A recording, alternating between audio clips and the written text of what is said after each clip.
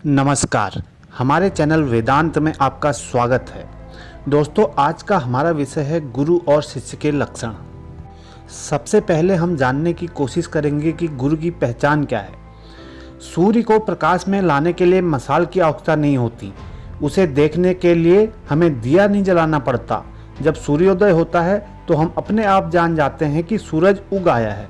इसी प्रकार जब हमारी सहायता के लिए गुरु का आगमन होता है तो आत्मा अपने आप जान लेती है कि उस पर अब सत्य सूर्य की किरणें पड़ने लगी हैं। सत्य स्वयं ही प्रमाण है। उसे प्रमाणित करने के लिए किसी दूसरे साक्षी की आवश्यकता नहीं। वह स्वप्रकाश है। वह हमारी प्रकृति के अंतस्थल तक प्रवेश कर जाता है और उसके समक्ष सारी दुनिया उठ खड़ी होती है और कहती है, यही सत्य है। जिन आचार्यों के हृदय में सत्य और ज्ञान सूर्य के समान दैदीप्यमान होते हैं, वे संसार में सर्वोच्च महापुरुष हैं और अधिकांश मानव जाति द्वारा उनकी उपासना ईश्वर के रूप में होती है। परंतु उनकी अपेक्षा अल्प ज्ञान वाले व्यक्तियों से भी हम आध्यात्मिक सहायता ले सकते हैं, पर हम में वह अंतर्दृष्टि नहीं है जिससे हम गुरु के संबंध में यथार्थ विचार कर सकें। अतएव गुरु और शिष्य दोनों के संबंध में कुछ परख और शर्तें आवश्यक हैं। शिष्य के लिए यह आवश्यक है कि उसमें पवित्रता, सच्ची ज्ञान पिपासा और अध्ययनशीलता हो। अपवित्र आत्मा कभी यथार्थ धार्मिक नहीं हो सकती। धार्मिक होने के लिए तन, मन और वचन की शुद्धता नितांत आवश्यक है। रही ज्ञान पिपासा की बात, तो इस संबंध में यह एक सनातन सत्य है कि जाकर जा पर सत्य स्नेहु, सोते ही मिले ही न कछु संदेहु। हम जो चाहते हैं वही पाते हैं। जिस वस्तु की हम अंतःकरण से चाह नहीं करते वह हमें प्राप्त नहीं होती। धर्म के लिए सच्ची व्याकुलता होना बड़ी कठिन बात है। वह उतना सरल नहीं जितना कि हम बहुधा अनुमान करते हैं। धर्म संबंधी बात सुनना, धार्मिक पुस्तकें पढ़ना, केवल इतने से ही यह न सोच लेना चाहिए कि हृदय में सच्ची पिपासा है। उसके लिए तो हमें अपनी पार्श्विक प्रकृति के साथ निरंतर जूझे रहना होगा, सतत युद्ध करना होगा और उसे अपने वश में लाने के लिए अविराम प्रयत्न करना होगा। कब तक? जब तक हमारे हृदय में धर्म के लिए सच्ची व्याकुलता उत्पन्न न हो जाए, जब तक विजयश्री हमारे हाथ न लग जाए। यह कोई 1 या 2 दिन की बात तो है नहीं, कुछ वर्ष या कुछ जन्म की भी बात नहीं। इसके लिए संभव है हमें सैकड़ों जन्म तक इसी प्रकार संग्राम करना पड़ सकता है। किसी को सिद्धि थोड़े समय में ही प्राप्त हो जाए, पर यदि उसके लिए अनंत काल तक की बाट जोहनी पड़े तो भी हमें तैयार रहना चाहिए। जो शिष्य इस प्रकार अध्ययनशीलता के साथ साधना में प्रवृत्त होता है, उसे सिद्धि अवश्य प्राप्त होती है। गुरु के संबंध में यह जान लेना आवश्यक है कि उन्हें शास्त्रों का मर्म ज्ञात हो।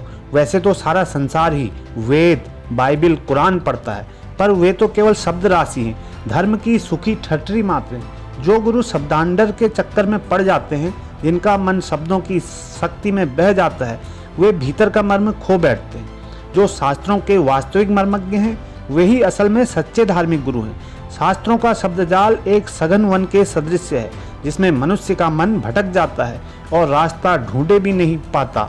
शब्दजाल तो चित्त को भटकाने वाला एक महावन है। विचित्र ढंग की शब्द रचना, सुंदर भाषा में बोलने के विभिन्न प्रकार और शास्त्र मर्म की नाना प्रकार से व्याख्या करना, ये सब पंडितों के भोग के लिए ही हैं। इनसे अंतर्दृष्टि का विकास नहीं होता।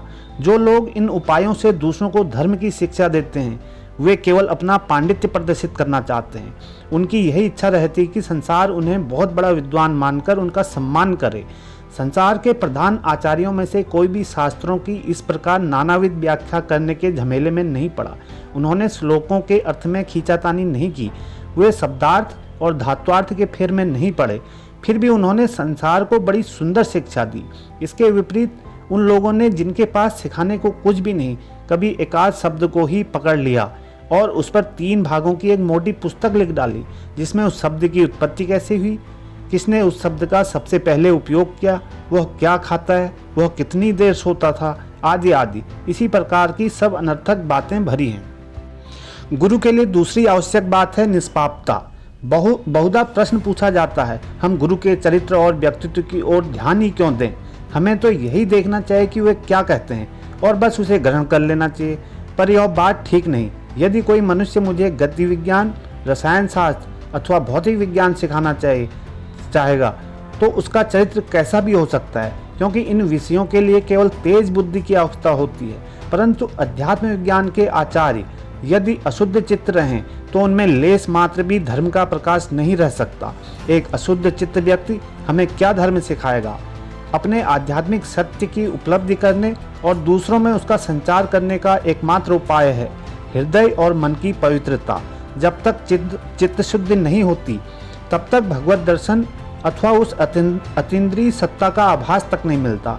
अतएव गुरु के संबंध में हमें पहले यह जान लेना होगा कि उनका चरित्र कैसा है, और तब फिर देखना होगा कि वे कहते क्या हैं।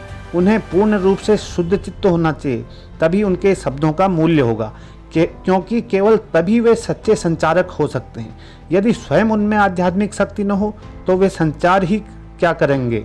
उनके मन में आध्यात्मिकता का इतना प्रबल स्पंदन होना चाहिए जिससे वह सहज रूप से शिष्य के मन में संचरित हो जाए।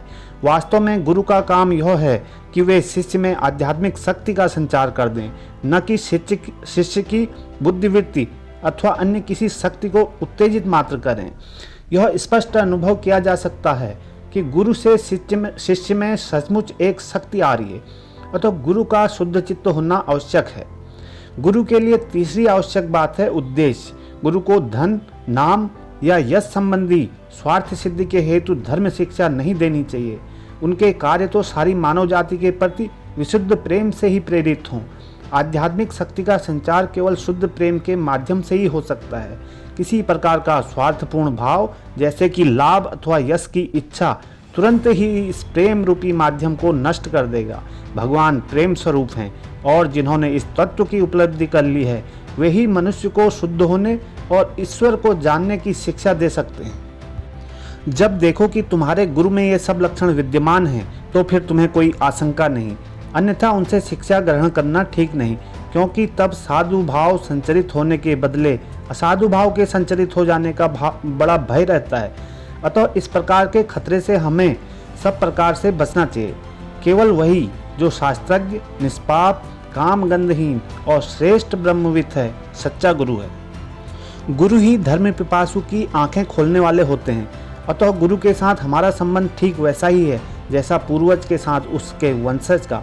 गुरु के प्रति विश्वास, नम्रता, विनय और श्रद्धा के बिना हम में धर्म भाव पनप ही नहीं सकता।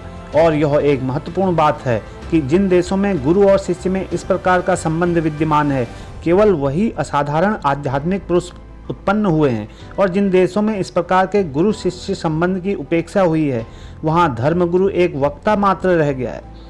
गुरु को मतलब रहता है अपनी दक्षिणा से और शिष्य को मतलब रहता है गुरु के शब्दों से, जिन्हें वह अपने मस्तिष्क में ठूस लेना चाहता है। यह हो गया कि बस दोनों अपना अपना रास्ता नापते हैं। वहाँ आध्यात्मिकता बिल्कुल नहीं के बराबर ही रहती है। न कोई शक्ति संचार करने वाला होता है और न कोई उसको ग्रहण करने वाला। ऐसे लोगों के लिए धर्म एक व्यवसाय हो जाता है। वे सोचते हैं कि वे उसे खरीद सकते हैं। ईश्वर करते धर्म इतना सुलभ हो जाता, पर दुर्भाग्य ऐसा हो नहीं सकता।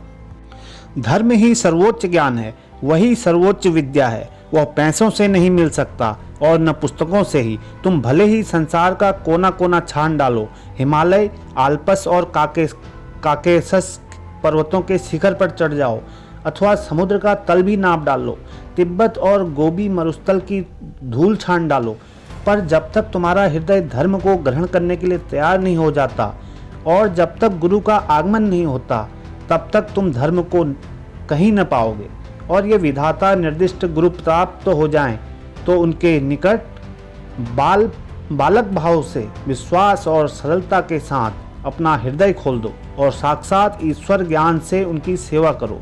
जो लोग इस प्रकार प्रेम और श्रद्धा संपन्न होकर सत्य की खोज करते हैं, उनके निकट सत्य स्वरूप भगवान सत्यम, शिवम और सुंदरम के अलौकिक तत्वों को प्रकट कर देते हैं। दोस्तों, आज के लिए इतना ही। मिलते हैं एक नए विषय के साथ। धन्यवाद।